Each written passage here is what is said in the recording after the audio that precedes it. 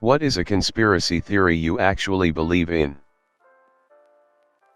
That Dorothy Kilgallen didn't kill herself and the government was responsible for JFK's assassination. I don't know why the government would do something like that, but the evidence lines up. Reporters don't kill themselves when they're days away from publishing something that would crack the JFK case wide open. Also, witnesses saw FBI agents leaving her house with documents. Plus, the only person she handed her draft to wound up dead 2 days later. The draft, of course, went missing and the investigation into her death was laughable. Apple made the original AirPod memes and jokes to boost the sales on them after their sales sucked the first year. I feel like Netflix does this with their movies. Bird Box being most notable, but I'm starting to see it again with Squid Game or whatever. The Fast and Furious family memes were 100% advertisements. The cardboard rolls that toilet paper are on have gotten wider in diameter over the years. This is one way to make the rolls look bigger. Because 6 mega rolls equals 32 normal-sized rolls. Honestly, I find the idea gold isn't at Fort Knox any more believable. In the same vein, I doubt they keep anything important at Area 51 anymore. I bet they keep the sites up so we don't look anywhere else. Why or how? I don't care enough to think that deep. This is just something I heard that makes sense to me. Area 51 is such a great idea. Even if the Roswell crash has some truth in it. What the US government has effectively done is to have millions of people focus on one area, leaving them free to do other more important shit elsewhere. I imagine in Area 51 they create all the security hoo-ha to keep the facade going. Whilst they, I dunno, make wicker baskets or something in the hangars. For the record, serious answer.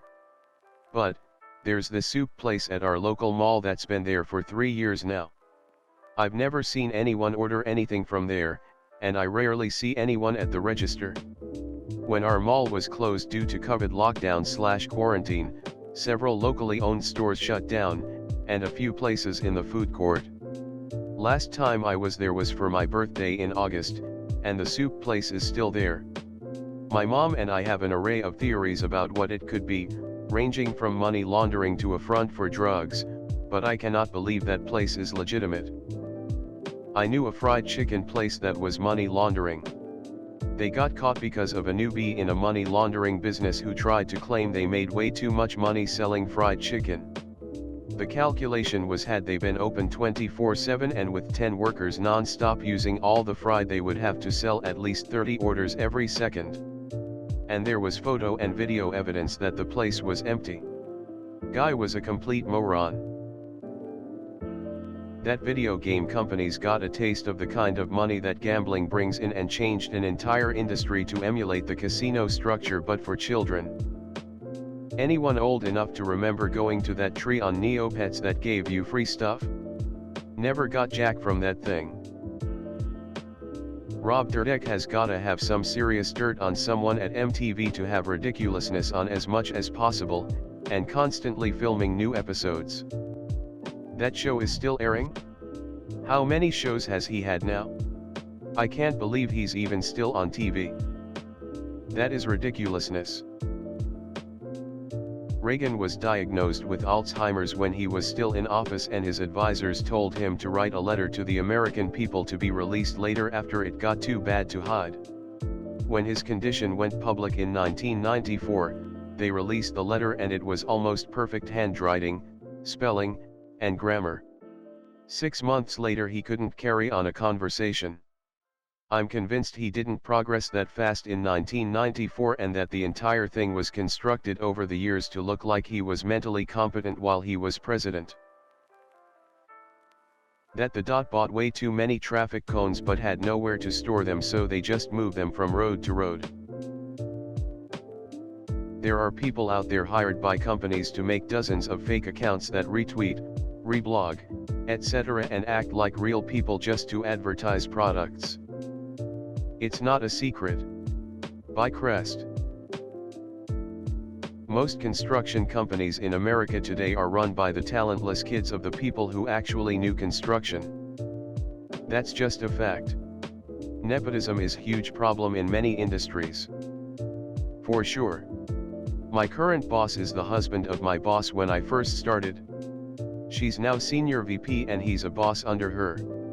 How the fuck this is allowed is beyond me. Conflict of interest big time in a major corporation that I work for. Everyone's going heavy with theirs, but I have one that's less serious. Baby wipe containers are purposely made so that you always pull 2 to 3 wipes out at a time and therefore need to buy more often. It's definitely something I can see Big Wipe engaging in to get just a few more containers out of us each year. Similarly, I'm pretty convinced acne washes / cleansers contain materials that cause the acne to flare up when you stop using them, so you keep buying it. Realistically, maybe it's just your skin adjusting to producing its own oils again and it'll even out after a bit, but who knows? The conspiracy that created the term conspiracy theory. Think back to the 30s, 40s, 50s. There were stories of the black cars showing up and making people that start finding out too much disappear. Enter the 60s and 70s. Mass media starts growing at a massive rate. A rate at which the government realizes that they cannot ever fully control. Their genius solution is to open the floodgates of crazy. Push a bunch of conspiracy theories into the populace that makes real conspiracy reports be ignored as just tinfoil hat crazy. Label all reports as conspiracy theory. This over time creates a societal misunderstanding in the form of the term conspiracy theory becoming equated with crazy. An example of this is I believe that there really aren't many people that truly believe the earth is flat. There are just some entities planted that push it as a theory. This then becomes one of the main examples of all conspiracy theorists are not to be taken seriously. Deflategate was a distraction from brain damage and domestic abuse scandals in the NFL. And I say this as someone who hates Tom Brady. It should have just been a small fine and forgotten quickly. But this is the type of scandal the NFL can tolerate, whereas brain injuries and domestic abuse can hurt the league's reputation. And it worked. Distraction and news cycle dominated by this for an entire off-season rather than more serious issues. Similarly, I believe that the emphasis on responding to concussions and the concussion protocol is designed to make people think that the NFL is taking CTE and associated brain injuries seriously, and that the league is also taking appropriate actions to limit brain injury. It is meant to distract from the fact that CTE's most significant root cause is repeated subconcussive impacts, which the NFL is unable to prevent. That questions like this are market research, and this question in particular is likely to be used for some pretty freaking nefarious purposes. Probably just a BuzzFeed article, to be honest. But the data will probably be mined off to help some troll farm mission analysis. That someone from the inside knew that the Boeing 737 MAX was absolutely trash and shorted the stock. If it helps, my BIL is a pilot and most commercial airlines only allow pilots to fly one type of aircraft at a time. His was the MAX 8, so with the grounding, then COVID, he was on leave for 2 years. In any case, even in the height of the headlines, he would say the MAX 8 itself is a great plane. And the reason those planes crashed was inexcusable pilot training. I knew exactly what he didn't do, and what he needed to do in order to not crash that plane. But there's no way he would have known about it, because he wasn't taught.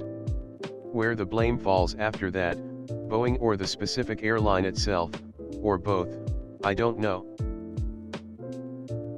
This might not be a groundbreaking hot take, but I think that applying for disability status/benefits is intentionally made to be a convoluted mess of bureaucratic jargon and endless hoops to jump through solely so that disabled people don't take advantage of them.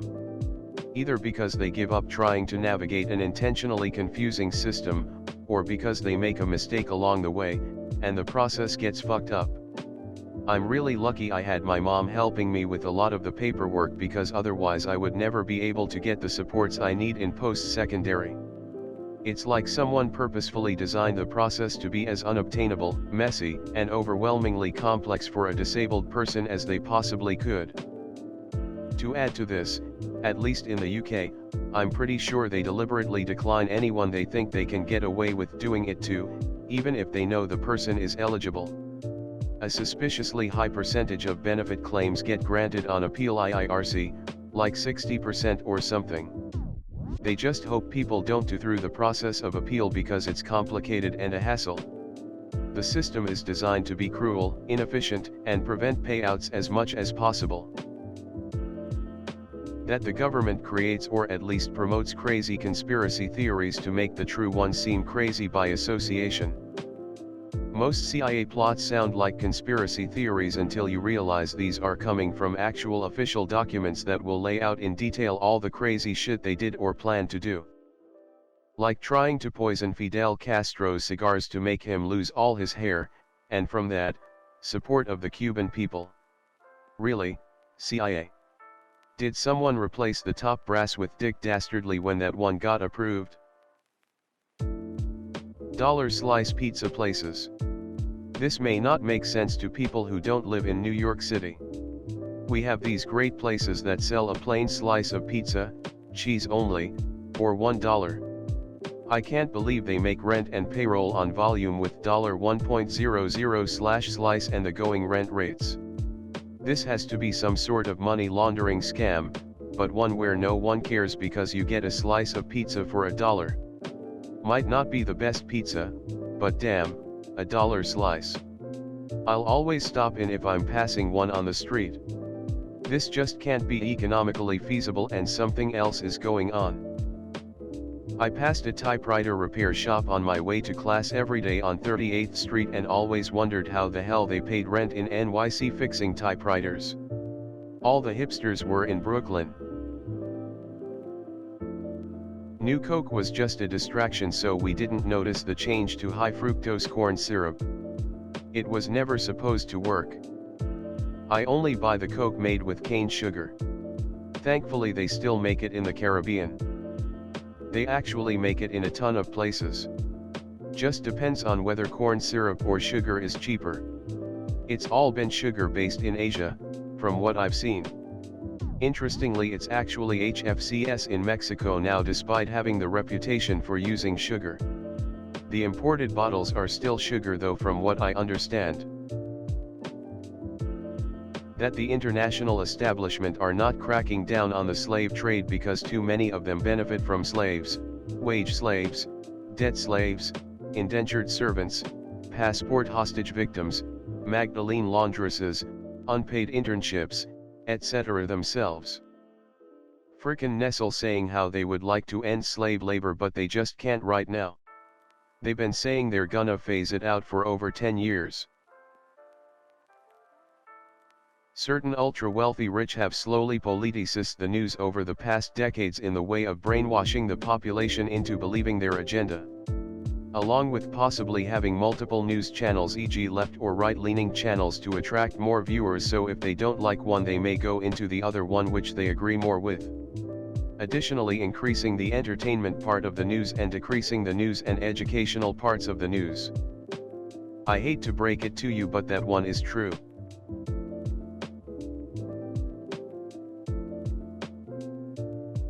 Thanks for watching.